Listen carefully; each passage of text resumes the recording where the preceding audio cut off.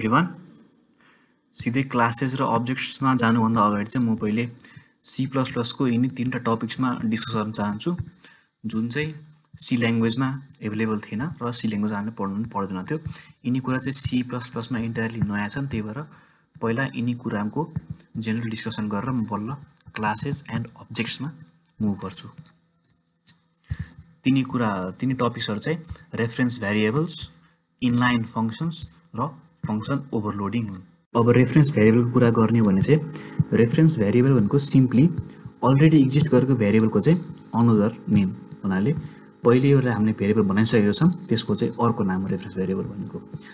एउटा रेफरेन्सलाई भ्यारिएबलसँग इनिसियलाइज गर्ने हो भने चाहिँ त्यो भ्यारिएबल नेम र त्यो रेफरेन्स नेम दुईटैले एउटै भ्यारिएबललाई रिफर गर्छ। यति कुरा बुझ्नु चाहिँ इम्पोर्टेन्ट छ है। एउटा हामीले पहिले एक्जिस्ट गरेको भ्यारिएबललाई चाहिँ रेफरेन्स भ्यारिएबल असाइन गर्यौँ भने चाहिँ त्यो भ्यारिएबल नेम र रेफरेन्स नेम दुईटैले चाहिँ एउटै भ्यारिएबललाई रिफर गर्छ भन्नाले त्यो नयाँ रेफरेन्स भ्यारिएबलले त्यो अलरेडी एक्जिस्ट गरेको भ्यारिएबलको एड्रेसलाई पोइन्ट गर्छ, जसले गर्दा त्यो अलरेडी एक्जिस्ट गरेको भ्यारिएबललाई हामीले एक्सेस गर्न र मोडिफाई गर्न सजिलै सक्छौँ। तर यति कुरा हेर्ने हो भने चाहिँ यो त हल्का फुल्का पोइन्टरसँग मिल्छ, तर फरक के छ भने हामीले रेफरेन्सलाई एउटा अब्जेक्टसँग इनिसियलाइज गर्यौँ भने हामीले त्यो रेफरेन्सलाई चेन्ज गर्न सक्दैनौँ भन्नाले एउटा रेफरेन्स भ्यारिएबलले एउटा अब्जेक्टलाई मात्रै पोइन्ट गर्छ, तर पोइन्टरको केसमा चाहिँ एउटा पोइन्टरले जतिवटा अब्जेक्टलाई नै पोइन्ट गर्न सक्थ्यो, टाइम टु टाइम चेन्ज गर्दै अपरेट गर्दै गर्न सक्थ्यो। तर रेफरेन्स भ्यारिएबलमा एउटा रेफरेन्स भ्यारिएबलले एउटा अब्जेक्टलाई मात्रै पोइन्ट गर्छ, एउटा अब्जेक्टलाई मात्रै एक्सेस र मोडिफाई गर्न सक्छ। त्यसै गरी रेफरेन्स भ्यारिएबल चाहिँ हामीले क्रिएट गर्ने बेला नै इनिसियलाइज गर्नुपर्छ। जस्तै यसको बेसिक सिन्ट्याक्स चाहिँ हामीले एउटा भ्यारिएबल सुरुमा डिक्लेयर गर्यौँ, त्यसपछि त्यसमा भ्यालु हाल्यौँ अथवा मोडिफाई गर्यौँ, जेसुकै गर्यौँ, त्यसपछि हामीले रेफरेन्स भ्यारिएबललाई चाहिँ क्रिएट गरेर इनिसियलाइज गर्यौँ। अब यो कोडमा चाहिँ कस्तो हुन्छ त्यो कुरा चाहिँ हेरौँ।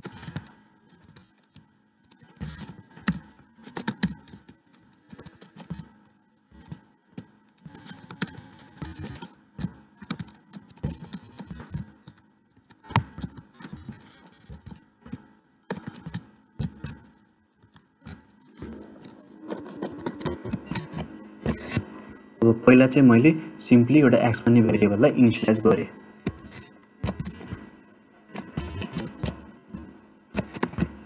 त्यसपछि मैले रेफरेन्स भ्यारिएबललाई एक्सलाई पोइन्ट गर्ने भनेर इनिसियलाइज गरेँ भन्नाले यो नयाँ भ्यारिएबलले अब एक्सले रेफरेन्स गर्छ, रिफर गर्छ भन्नाले हामीले वाइलाई मोडिफाई गरे पनि एक्सले मोडिफाई गरे पनि अल्टिमेटली भ्यालु चाहिँ एक्सको मोडिफाई हुन्छ।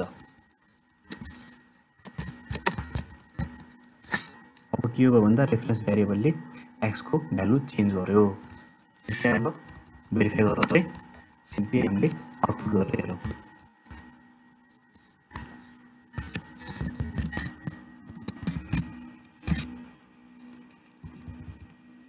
Before changing the value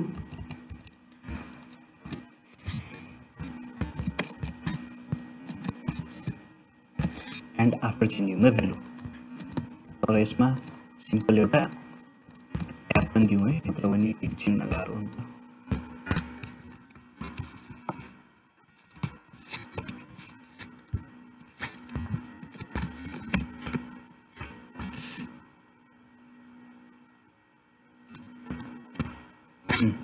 जस्तै हाम्रो पहिला भ्यालु 5 थियो एक्सको, सिम्पल इनिसियलाइज गर्ने बेला सुरु बेला रेफरेन्स भ्यारिएबल असाइन गर्नु र भ्यालु चेन्ज गर्नुभन्दा अगाडि त्यसपछि हामीले रेफरेन्स भ्यारिएबलको भ्यालु चेन्ज गऱ्यौँ 10 मा, त्यसै गरी एक्सको भ्यालु पनि 10 मा चेन्ज भयो।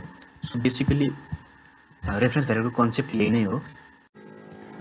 अब इनलाइन फङ्सनको कुरा गर्दा चाहिँ इनलाइन फङ्सन भन्ने के हो भन्दा सिम्पली लिटरल मिनिङमा जाने हो भने चाहिँ इनलाइन फङ्सन भनेको त्यस्तो फङ्सन हो जुनको बडी पार्टमा एक लाइनको मात्रै कोड हुन्छ हो। यो सिम्पली एउटा फङ्सन नै हो भन्नाले हामीले प्रोग्राममा कल गर्छौँ, फङ्सन कल हुन्छ, त्यही नै हो। तर फरक के छ भन्दा चाहिँ नर्मल फङ्सनमा के हुन्छ भन्दा जस्तै हामीले मेन बडीबाट पहिला हामीले फङ्सन बनायौँ, डिफाइन गऱ्यौँ, त्यसपछि मेन फङ्सनबाट कल गऱ्यौँ, त्यसपछि प्रोग्राम फ्लो के हुन्छ भन्दा त्यो लाइनमा पुग्यो भने प्रोग्राम फ्लो चाहिँ फङ्सन बडीभित्र जम्प गर्छ, त्यहाँको प्रोसेस हुन्छ अनि jump back to main function हुन्छ।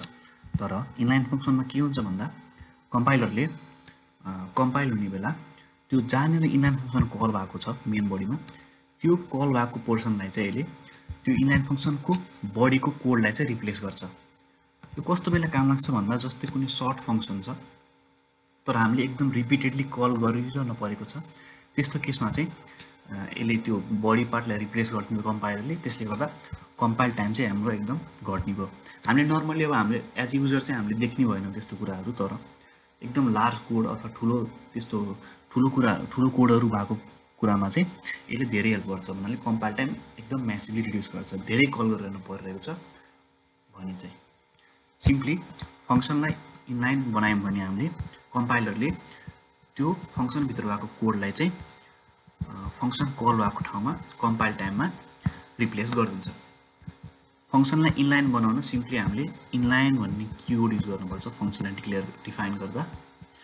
त्यही नै हो main use of inline function भनेको चाहिँ रिडन्डेन्सी घटाउने भन्नाले हामीले एउटै कुराहरू लेखिरहने कुरालाई हामीले परेन नि त। जस्तै एक त सिम्पली भन्यो भने फङ्सनको काम नै त्यही हो, एउटा सर्टेन कोडलाई हामीले रियुज गरिरहनु परेको छ भने हामीले फङ्सनभित्रबाट यसलाई हटाउन सक्छौँ। इनलाइन फङ्सनको नि मेन भनेको त्यही हो, रिडन्डेन्सी रिड्युस गर्ने, अल्सो कम्पाइल टाइम रिड्युस गर्ने। जस्तै अघि पनि सके फङ्सनमा नर्मल फङ्सनमा के हुन्छ भन्दा हामीले फङ्सन कल गर्छौँ, फङ्सनको प्रोग्राम फ्लो फङ्सनमा जान्छ, त्यहाँ प्रोसेसिङ हुन्छ, फेरि जम्प ब्याक हुन्छ। यसमा चाहिँ के हुने भयो, हामीले फङ्सन कल गर्छौँ, त्यो लाइन नर्मल्ली कम्पाइल हुने बेला रिप्लेस गरिदिन्छ, अनि जहाँ कल भएको छ नर्मल्ली प्रोग्राम फ्लो जान्छ। तर त्यही के हुने भयो, हामीले त्यो कोड देखिरहनु परेन, सिम्पली फङ्सन कल गरिदियो, कम्पाइलरले रिप्लेस गरिदिन्छ अनि फ्लो नर्मल्ली जान्छ। कम्पाइल टाइम घट्ने हो, रिडन्डेन्सी पनि घट्ने भयो। तर एउटा कन्डिसन के छ भनेपछि हाम्रो इनलाइन फङ्सनको बडी चाहिँ एक लाइनभन्दा बढी छ भने चाहिँ सिम्पली कम्पाइलरले त्यो इनलाइन फङ्सनलाई इग्नोर गर्छ अनि नर्मल फङ्सन जस्तै मान्छ त्यसले, अनि सिधै त्यही नै हुन्छ, कल गर्छ, फङ्सनको बडीमा जम्प हुन्छ, फेरि जम्प ब्याक हुन्छ। सिम्पली यही नै हो हाम्रो सिन्ट्याक्स चाहिँ, इनलाइन भनेर अगाडि गऱ्यो अनि नर्मल्ली एज अ फङ्सनमा अगाडि खालि इनलाइन हाल्नु पऱ्यो, अनि यो त कन्डिसनल अपरेटर भ्यालु जस एक लाइनको मात्रै हुनु पर्यो, त्यही हो। अब यो चाहिँ मैले एउटा नर्मल फङ्सन लेखेको छु एड भनेर होइन। यसमा सिम्पली के छ, इन्टिजर रिटर्न टाइप, एड भयो फङ्सन नेम, त्यसपछि दुईवटा प्यारामिटर लिएको छ एक्स र वाइ, दुईटै इन्टिजर।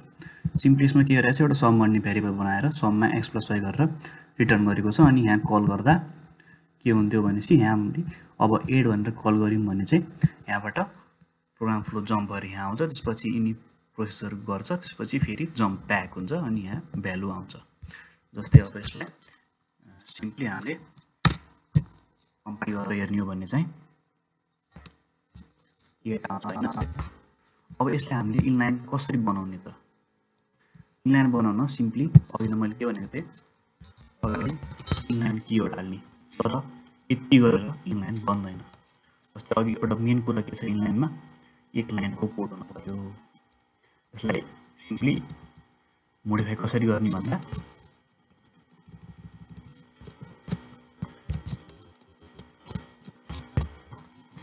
अब इनलाइन फङ्सन बन्यो,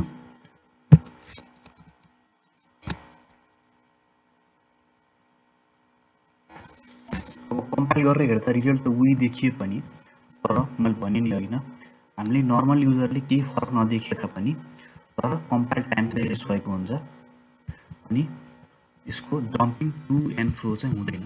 त्यही नै हो इनलाइन फङ्सन।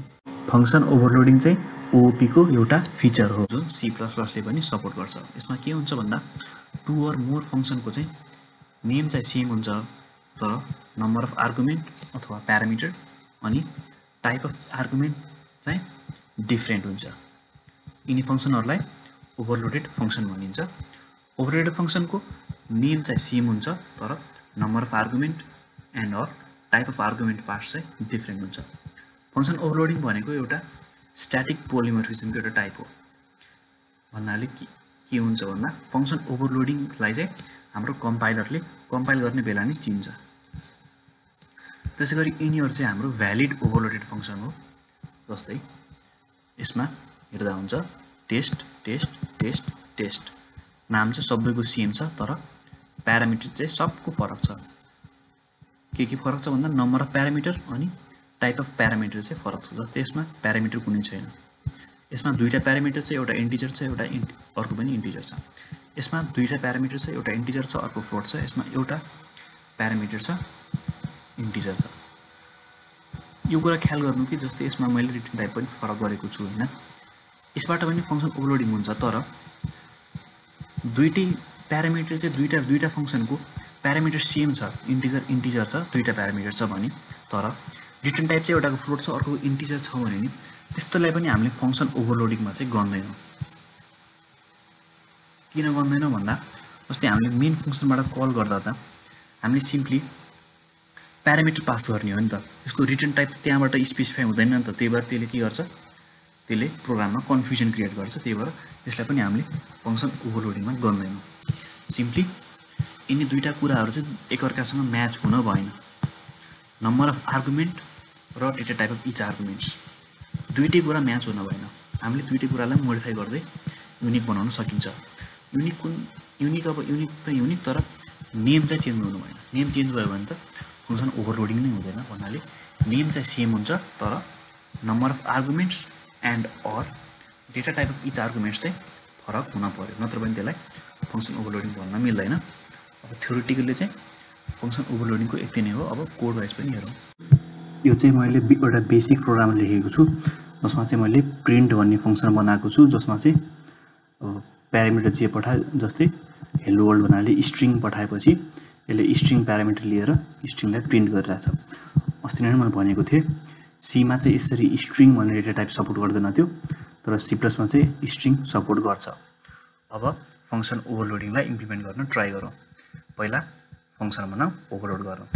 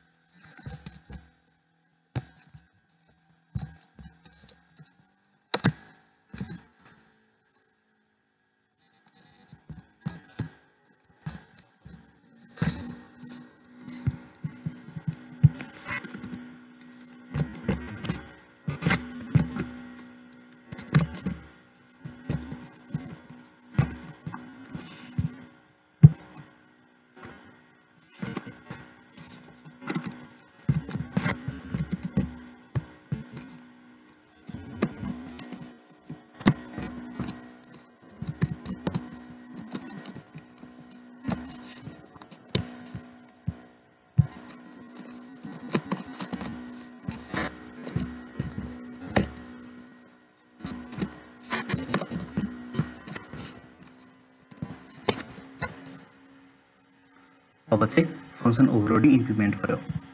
तीनटा फंक्सन छ, सेम नेम छ, रिटर्न टाइप पनि सेम छ, void अनि प्यारामिटरको नम्बर चाहिँ सेम छ, तर सबको डेटा टाइप चाहिँ फरक छ।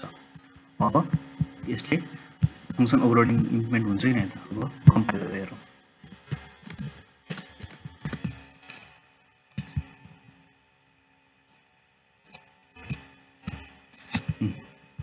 सुरुमा हेलो वर्ल्ड कल गर्यो, अनि यहाँ गयो स्ट्रिङ छ नि त, त्यही भएर स्ट्रिङमा गयो। त्यसपछि हेलो वर्ल्ड प्रिन्ट भयो। त्यसपछि इन्टिजर कल गरेपछि इन्टिजर डेटा टाइप वालामा गयो अनि 5 प्रिन्ट गर्यो। यहाँ 5 अब यो ट्याब स्याब 3 हालेर यस्तो बुझ्नु छ, तर त्यही नै हो। त्यसपछि फ्लोटको कल गर्यो, फ्लोटमा गयो अनि 3.67645 प्रिन्ट गर्यो। अब जस्तै मैले अघि नै भनेको थिएँ सेम नम्बर अफ प्यारामिटर छ अनि same data type of parameter छ, तर अगाडिको रिटर्न टाइप डिफ्रेन्ट भए पनि त्यो म्याटर गर्दैन, फंक्सन ओभरलोडिङ हुँदैन भनेर भनेको थिएँ। अब त्यसलाई टेस्ट गरौँ है त।